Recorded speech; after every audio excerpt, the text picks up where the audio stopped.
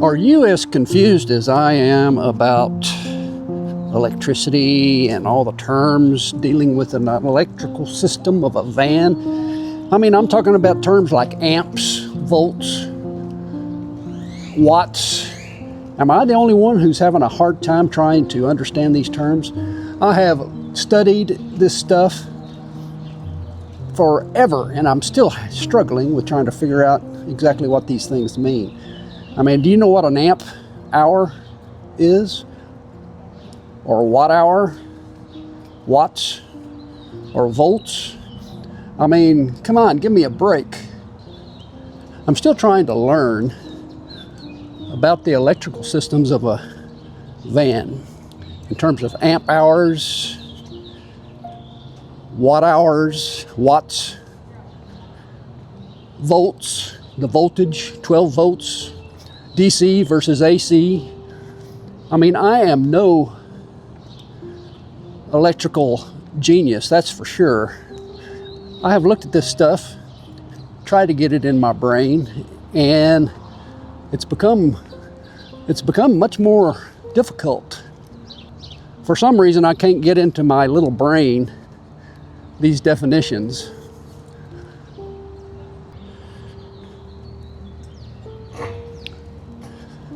Oh man. Okay, let's talk about the electrical systems of a van for a minute. I have tried to get into my head the definitions of an amp, for example, amp hour. What's the amp hour of a lithium battery? I mean, what does that mean? What is a watt hour? What are watts? What are watts? You got amps, watts, and voltage. Those are the major terms, and I still struggle with what those terms mean. So I'm bringing out my notes here to try to somehow get in my head these definitions. And from what I've been told, you want to think in terms of a water hose, like a water hose coming off the side of your house.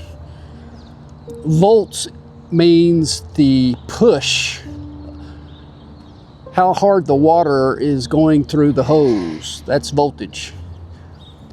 How much power, how much energy, how much water is being pushed through the hose. That's voltage.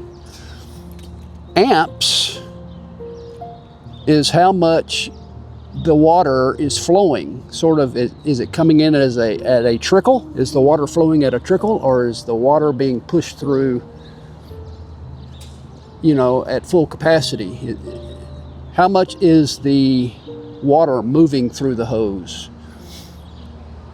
And I just can't, even with this example, it's hard for me I'm trying to, in my brain, picture voltage as the energy, the amount of flowing through the water.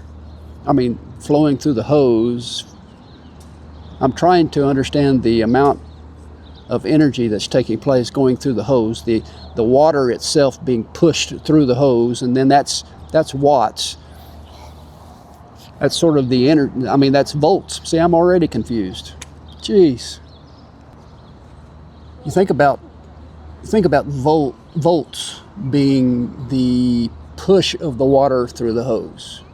That's the amount of energy that's being pushed through the hose. The flow of the water. Amps is how much of water is flowing through the hose. Is it a trickle, or is it a full-blown water force rushing through the hose? So how much water is being pushed? So volts is the energy, the amount of the flow being pushed through the water. Amps is how fast that water is moving. Is it a trickle? How much water is being pushed? The volts is asking how strong is the push? How strong is the push? How powerful is the water flowing through the hose? And the amps are saying how much water is moving, how much water is coming through the hose. Why is that so hard for me to understand? And then the watts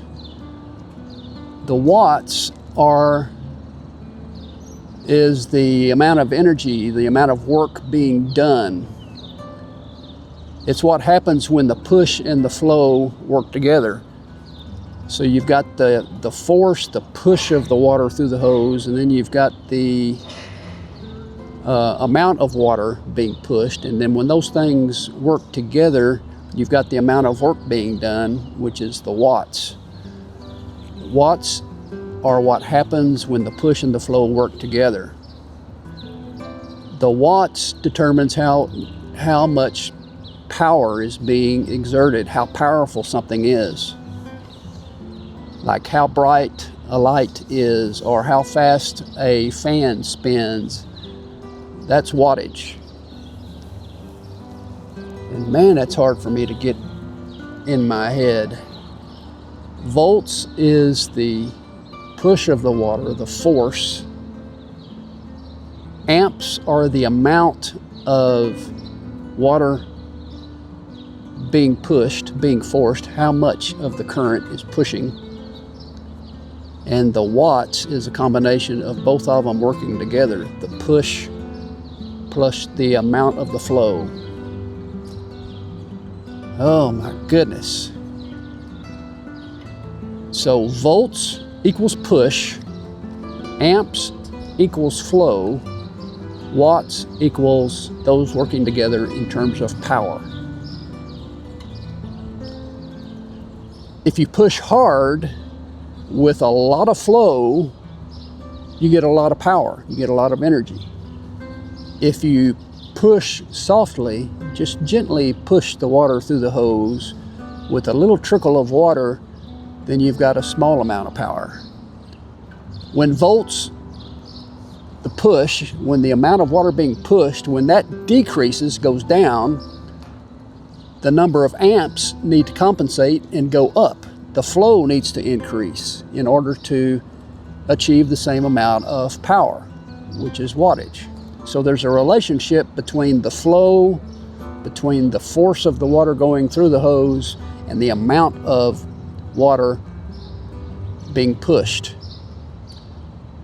If the amount of flow increases, then the amount of the voltage needs to decrease in order to maintain the same power, wattage.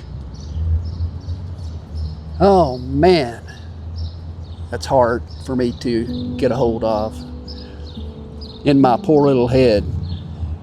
Now, in terms of a van or an RV, for devices already suitable for DC, that's direct current to the battery, you want to avoid using the inverter, which the inverter changes the 12 volt battery into the higher voltage alternate current, the AC, the 120 volt. It changes the 12 volt into a higher voltage so that you can plug stuff in, 120 volt. That's the inverter. But you can have 12 volt appliances that are pulling power directly from the 12 volt battery, and you don't need the inverter. So the idea here is to use devices that are suitable for direct current off the battery, which would be a 12 volt appliance. Things like cell phones, laptops, cameras, where you can use a 12 volt DC adapter that plugs directly into the DC power. So use direct DC power for things that run for a long time, like all night. If I'm going to be working on my laptop for 4 or 5 hours straight, I don't want to work off the inverter. I want to work off the 12 volt DC direct power with some kind of an adapter.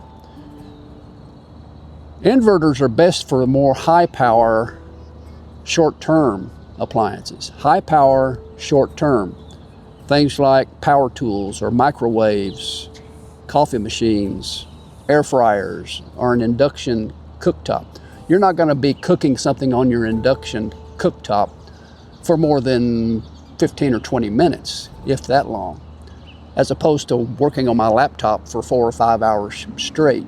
So inverters, using the higher voltage, the 120 volt appliance, is good for short-term appliances, microwaves, coffee machines, that sort of thing.